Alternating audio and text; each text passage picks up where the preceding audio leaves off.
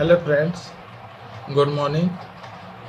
सभी को वीकेएस का नमस्कार, सभी व्यूअर्स को। और आज जो हम टॉपिक चूज किए हैं वो है आपका पॉइंटर।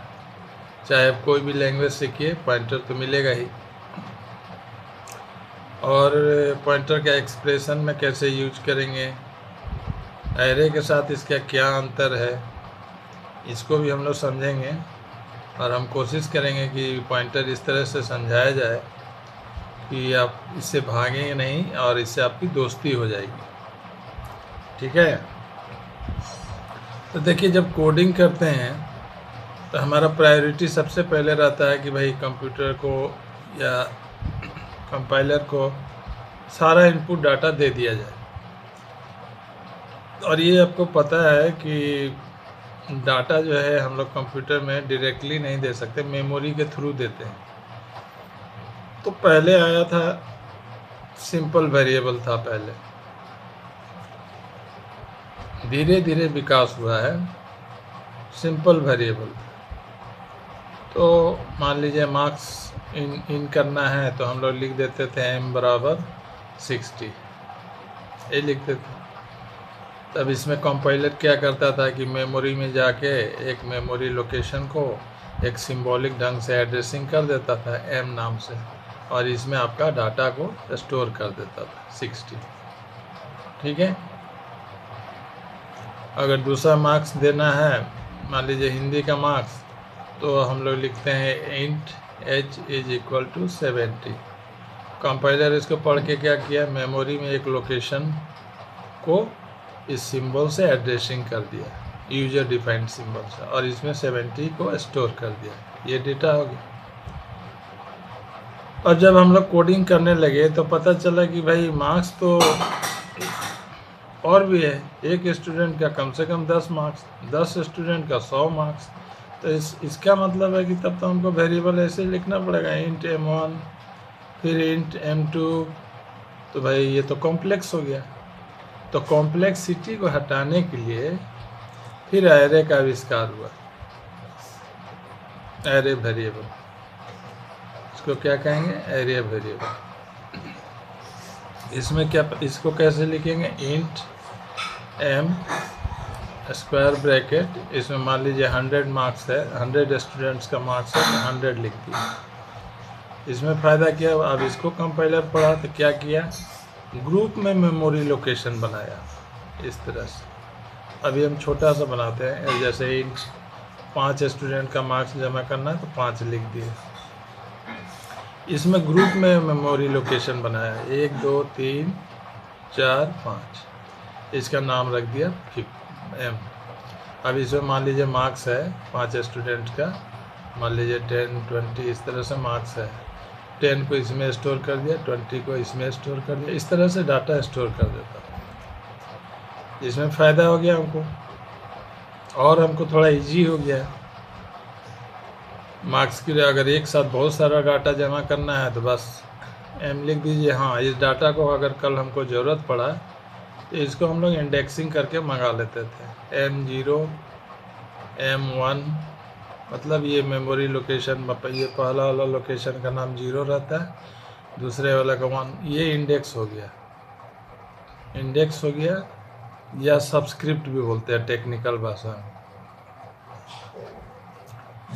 तो इसका फर्स्ट एलिमेंट कहाँ रहता था, m0 में, सेकेंड एलिमेंट m1 में। फिर हम लोग कोडिंग करने लगे तो चलो भाई मार्क्स, लेकिन इसमें एक शर्त था कि एक ही टाइप का डाटा को ये स्टोर करेगा, एक ही जाति का, एक ही कास्ट का। ठीक है। अगर मान लीजिए 10 स्टूडेंट का नाम जमा करना है तो उसका दूसरा एरे बनेगा, अगर ग्रेड जमा करना है तो उसका तीसरा एरे बनेगा। तो जब काम करने लगे तो देखिए कि भाई एक व्यक्ति का तो डिफरेंट टाइप्स का डाटा है। जैसे स्कूल में एक स्टूडेंट है तो उसका क्या क्या डाटा हो जाएगा, एक तो हो जाएगा उसका रोल, एक हो गया मार्क्स, एक हो गया ग्रेड, ठीक है, एक हो गया नेम। अब ध्यान दीजिए, रोल हो गया इंटीजर टाइप, नेम हो गया, मार्क्स हो गया इंटीजर टाइप, ग्रेड हो गया कैरेक्टर टाइप, नेम हो गया स्ट्रिंग टाइप। तो क्या देख रहे हैं कि एक व्यक्ति का रिकॉर्ड में अलग अलग फील्ड है, अलग अलग टाइप का, यानी कि इसके लिए 1 2 3 4 5 4 हमको एरे बनाना पड़ेगा। फिर कॉम्प्लेक्स हो गया हमारा प्रोग्राम, फिर हमको तकलीफ होने लगा। तब फिर एक नया आविष्कार हुआ आपको स्ट्रक्चर वेरिएबल। कहने का मतलब है कि इससे दूर नहीं भागना, ये हमको कंफर्ट करने के लिए सब आया। आपको शुरू में नॉर्मल वेरिएबल आया, सिंपल वेरिएबल, फिर ज़्यादा डाटा और एक ही टाइप का डाटा जमा करने के लिए एरे वेरिएबल का फैसिलिटी आ गया। यानी फैसिलिटी बढ़ते जा रहा है, हमको आरामदायक स्थिति में ला रहा है। अब स्ट्रक्चर वेरिएबल में क्या फ़ायदा है, एक जाति का कोई ज़रूरत नहीं है। आप जितने कास्ट का हो, जितने डिफरेंट टाइप्स का हो डाटा, सब स्टोर हो जाएगा। खाली हमको ऐसे स्ट्रक्ट लिखना था, मान लीजिए विद्यार्थी का बनाना था, स्ट्रक्चर नेम विद्यार्थी हो गया, उसका जो भी डाटा है इसमें लिख दिए, int roll, int marks, character grade, name डाल दिए, नेम कैरेक्टर टाइप, लेकिन इसमें 2 एरर देना होगा। तो कहने का मतलब देखिए, इसमें डिफरेंट टाइप्स का डाटा हो गया। एक व्यक्ति का, एक स्टूडेंट में जो भी फील्ड है डिफरेंट टाइप, देखिए इंटीजर भी है और कैरेक्टर भी है और ये स्ट्रिंग भी है, यानी डिफरेंट टाइप्स का डाटा एक ही रिकॉर्ड में स्टोर कर दिए। तो हमको 10 अलग अलग एरे नहीं बनाना पड़ा, स्ट्रक्चर आ गया तो और हम लोग कंफर्टेबल हो गए, ठीक है, और आराम से करने लगे काम। अब हमारा कोडिंग जो था यूजर फ्रेंडली हो गया था। अगर सेम टाइप का डाटा देना रहता था कंप्यूटर को तो एरे से दे देते थे, और डिफरेंट टाइप्स का डेटा देना रहता था तो हम लोग स्ट्रक्चर से दे देते थे। तो फिर भाई ये पॉइंटर क्यों आया, हम तो आरामदायक स्थिति में पहुँच ही गए थे। पॉइंटर आया कि और आरामदायक स्थिति में हम लोग आ जाए और आराम से काम करें, कोडिंग करें बिना टेंशन का। तो क्या हम लोग को कष्ट हो रहा था पहले वाला में, एक प्रॉब्लम था कि जैसे एरे का ही देख लीजिए, पॉइंटर एरे के अंतर को समझिएगा तो आप क्लियर हो जाएगा। एरे में क्या था कि जैसे ऐसे हम लोग डिक्लेयर करते हैं इंट M5, यहाँ डाटा दे देते थे 10 20 30 40 50, ठीक। इसको इमेजिन कीजिएगा, मेमोरी में क्या किया होगा वो उसको इमेजिन कीजिएगा कि मेमोरी में वो ये स्ट्रक्चर बनाया, एक ग्रुप ऑफ मेमोरी हमको दे दिया 1 2 3 4 5, इसका नाम सिंबॉलिक कर दिया M। अब इसमें डाटा रख दिया 10 20 30 40 50 रख दिया। अब चूंकि डाटा स्टोर करके उसको तो दे दिया, कल को हमको इस डाटा के साथ कुछ कैलकुलेशन भी करना होगा तो हम उसे मांगेंगे ना। तो कैसे मांगेंगे, M0 बोलेंगे, M0 का एलिमेंट दे दो हमको, M1 का एलिमेंट दे दो। ये क्या था, सबस्क्रिप्ट था। तो हम लोग को यही कष्ट हटा दिया। ये जो सबस्क्रिप्ट बार बार देते हैं ना, 1 वाला दो, 2 वाला दो, 3 वाला, अगर 40 चाहिए तो बोलते थे 4 वाला दो, M का 0 1 2 3, 4 वाला 3 वाला दो, ये डाटा ये लिखना पड़ता था सबस्क्रिप्ट। पॉइंटर ला के आपको हमारा ये टेंशन दूर कर दिया कि बोला कि आप सबस्क्रिप्ट मत लिखिए, आप डायरेक्ट डाटा मंगा लीजिए। कैसे मंगाएंगे, पॉइंटर में क्या बोला गया है, देखिए जितना वेरिएबल था, जैसे सिंपल वेरिएबल था इंट n बराबर 10 लिखते थे। एरे में भी हम लोग इंट n5 इक्वल टू इसके अंदर डाटा लिखते हैं, मैंने जितना वेरिएबल था वो डाटा जमा करता था। लेकिन पॉइंटर वेरिएबल में बोला कि एड्रेस जमा करेगा, ठीक है, दूसरे वेरिएबल का, ये डायरेक्ट डाटा जमा नहीं करेगा। समझ रहे हैं ना, पॉइंटर में यही एक फ़र्क था कि स्ट्रक्चर वेरिएबल भी डाटा जमा करता था, जो सिंपल वेरिएबल था वो भी डाटा जमा करता था, एरे जो था वो भी डाटा जमा करता था। लेकिन पॉइंटर बोला कि नहीं, इसमें हम डाटा डायरेक्ट नहीं जमा करेंगे, इसमें हम किसी और वेरिएबल का एड्रेस जमा करेंगे। तो भाई इतना कॉम्प्लेक्स करने की क्या ज़रूरत है, इसमें आपको समझाएंगे फ़ायदा है।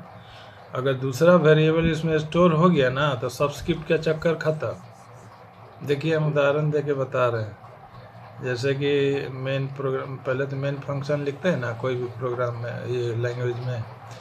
अब मान लीजिए यहाँ दे दिए पॉइंट, ये इंट n5 और इसमें 5 गो मार्क्स दे दिए, 1 2 3 4 5, ठीक है। एक कर्ली ब्रैकेट हो दे दिए, और एक पॉइंटर वेरिएबल बना रहे हैं, इंट n पॉइंटर लिख देते हैं, nptr। रुकिए हम फ्रेश पेज में बनाते हैं आपको।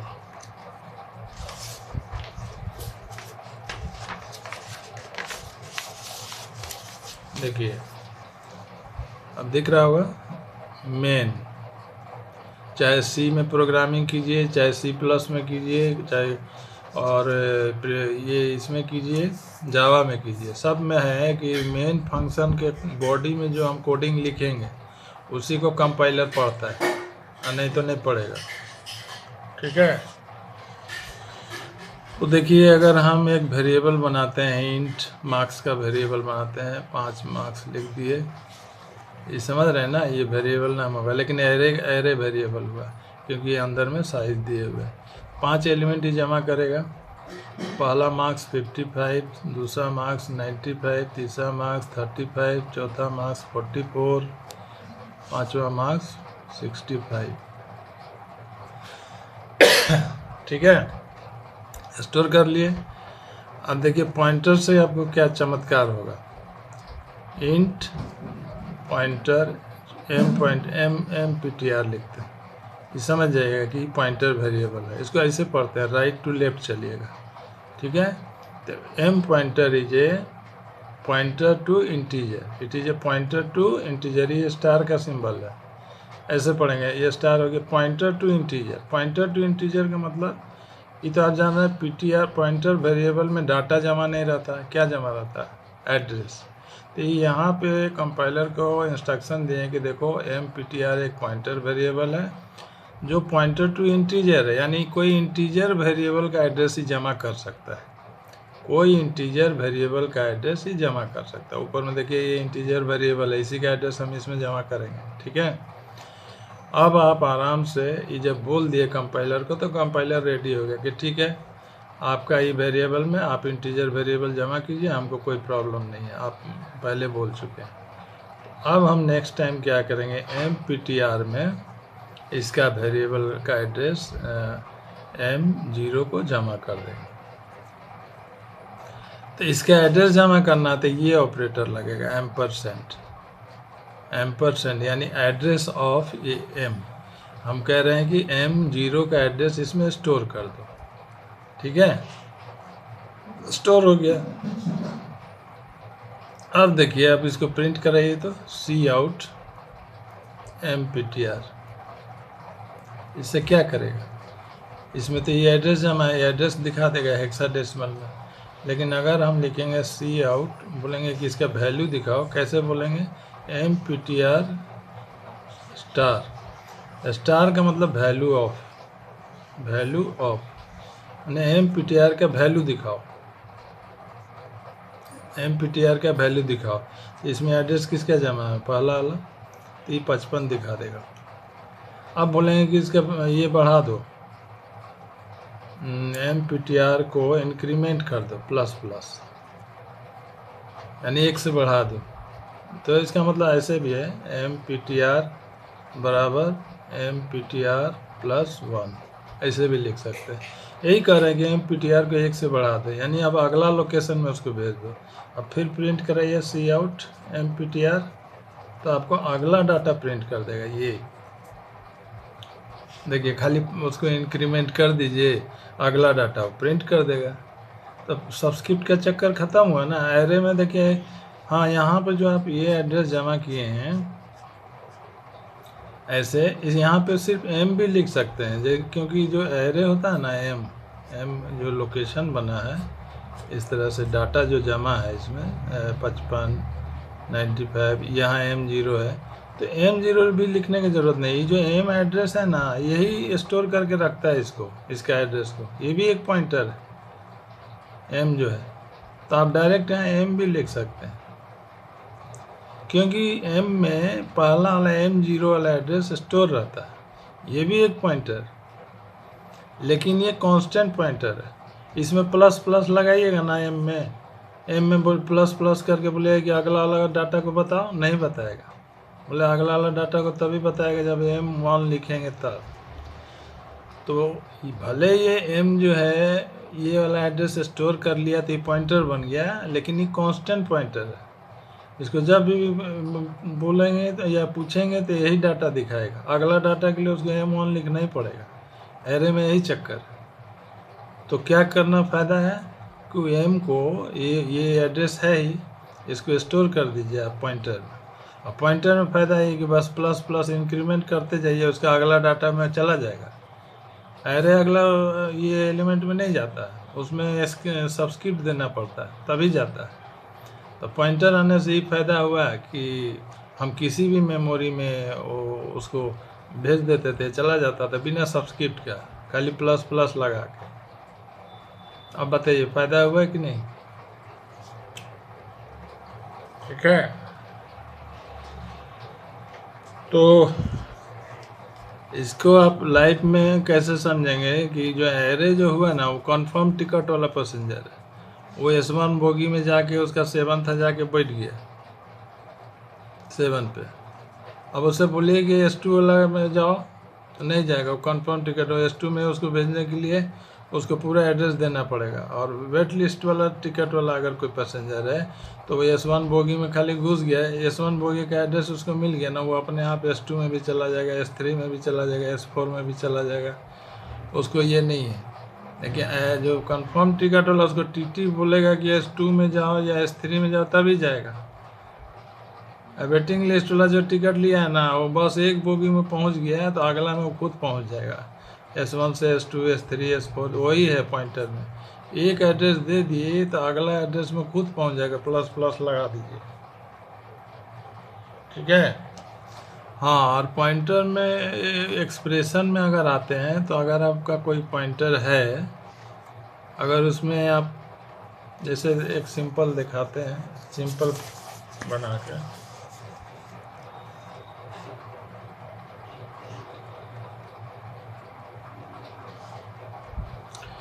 जैसे मेन लिखे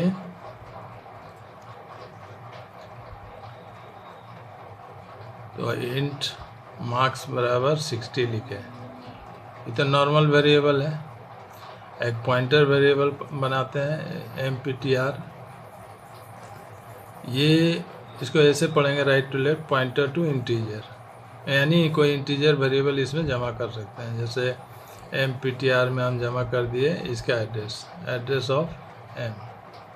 ठीक, तो अब यही ना जान रहे हैं कि हम लोग अगर MPTR लिखेंगे तो हमको उसका एड्रेस हेक्साडेसिमल में प्रिंट कर देगा। और अगर हम ऐसे इसका वैल्यू पूछेंगे तो ये *MPTR लिखेंगे, वैल्यू दिखा देगा। अगर हम इसमें ऐसे बोल दिए कि उसका वैल्यू जो है, देखिए इसको ऐसे समझिए, MPTR लिखेंगे तो इसमें एड्रेस जमा, एड्रेस हेक्साडेसिमल में दिखाएगा। स्टार लगा दिया, यानी हम बोल रहे हैं कि वैल्यू ऑफ MPTR दिखाओ, तो आपको 60 दिखा देगा। और अगर *MPTR +3 कर दिए तो उसका वैल्यू जो है कितना है, वो 60 है ना, उसमें 3 जोड़ देगा, 63 दिखाएगा। समझ गए? तो इतना जानने के बाद अब आप समझ गए होंगे कि सिंपल वेरिएबल के बाद एरे क्यों आया। सेम तरह का डाटा स्टोर करना था तो एरे आया। फिर स्ट्रक्चर क्यों आया, डिफरेंट टाइप्स का डाटा, मान लीजिए एक डाटा इंटीजर है, एक डाटा कैरेक्टर है, उसको एक ही जगह करने के लिए। पॉइंटर क्यों आया कि भाई सब्सक्रिप्ट का चक्कर हटाने के लिए, कि सब्सक्रिप्ट बार बार देने का ज़रूरत नहीं है और हम नेक्स्ट आइटम को प्राप्त कर लें। कैसे होगा, तो पॉइंटर से है कि उसमें इंक्रीमेंट ऑपरेटर लगा के, प्लस प्लस लगा के आगे भेज सकते हैं या माइनस माइनस लगा के पीछे भेज सकते हैं। ठीक है। अगर ये आपको ये यूजर फ्रेंडली लगा, ये वीडियो अच्छा आपको फ्रेंडली लगा, तो हमारा भी फ्रेंड रिक्वेस्ट है कि आप लोग कृपया चैनल को सब्सक्राइब ज़रूर कर दें, ताकि आपको अगले ये वीडियो में इसी तरह का यूजर फ्रेंडली लेक्चर आपको दिया जाएगा, और लाइक शेयर भी कर देंगे। Okay, thank you.